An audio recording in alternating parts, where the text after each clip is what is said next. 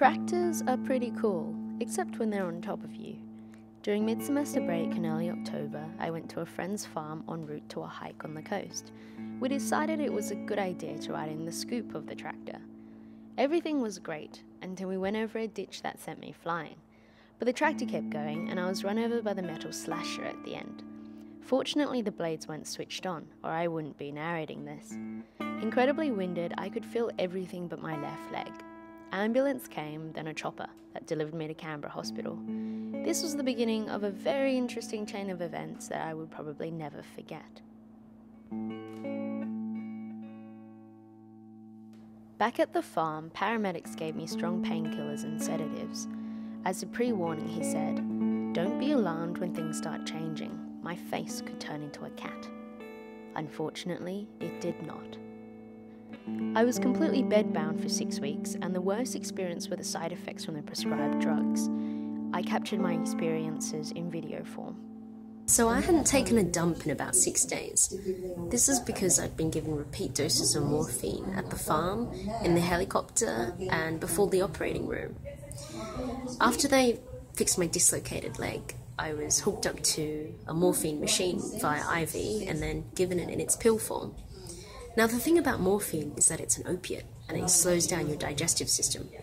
My system was so slow it was stuck, and it was stopping me from eating and functioning normally. I had nausea, bloating, and severe stomach cramps, a sensation I described something like digesting knives for a few hours. It was funny. I was run over by a tractor, and in recovery, the thing I was struggling with most was constipation. When I asked what I could do about the constipation, I was offered more painkillers, which would have just made the symptoms worse, for which I would be given more painkillers. I was beginning to see that I was caught in a self-perpetuating cycle, where the only people who were probably benefiting were pharmaceutical companies. When I asked for alternative painkillers, I was told there were none. They were all opiate-based. This got me thinking about alternative painkillers, less strong and harmful but more taboo.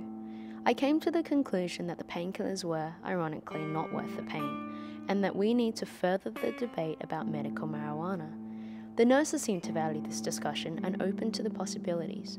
I am currently still on these painkillers but trying to wean myself off them.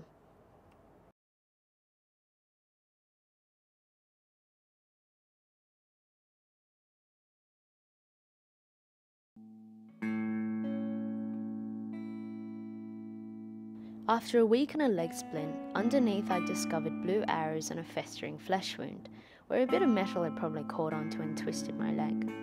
But the most interesting thing was that a mysterious cyst or bone tumour was found in my neck, next to the fracture.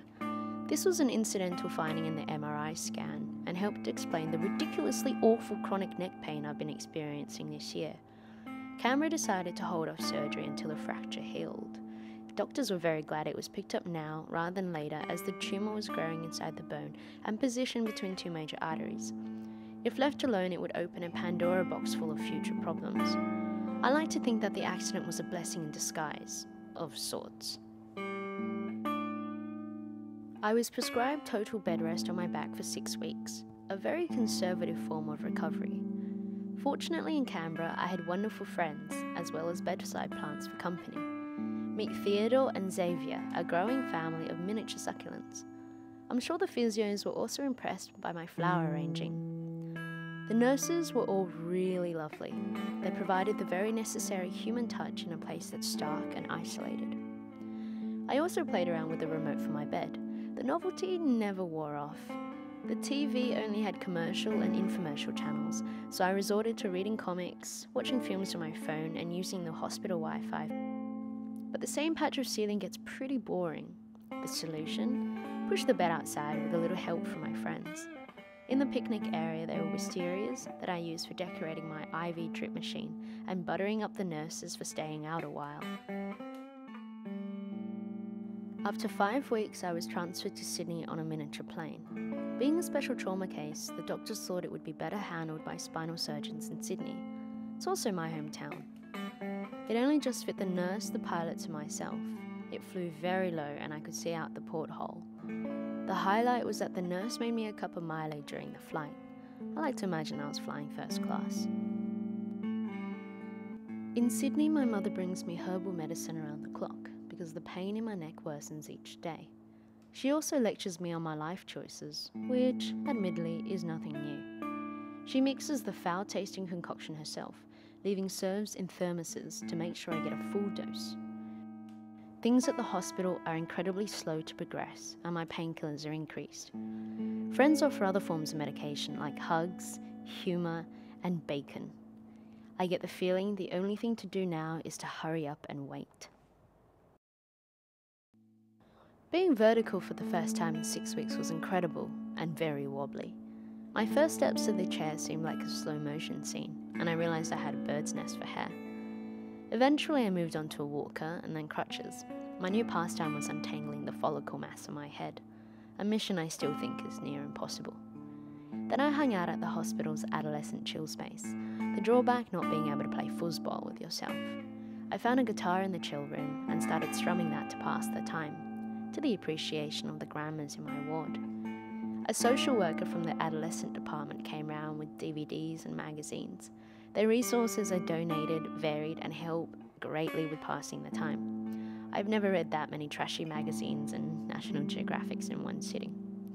I spent the last week filling up corridors with chord sounds and napping frequently. Life is good until I find out what's going to happen with my neck.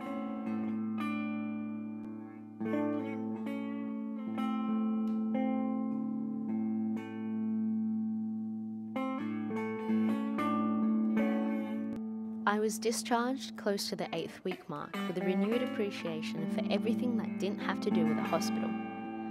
I did some gardening in my backyard that had seen the best of spring. I loved making my own lunch, and I relished in the fact I could drop something and pick it up myself. The pain in my neck still grows worse each day, and the fracture is collapsing into the bone tumour. Despite that, I'm hanging on to the thought that humans are incredibly capable beings, swimming in a sea of possibilities. I'm looking forward to swimming with you all soon.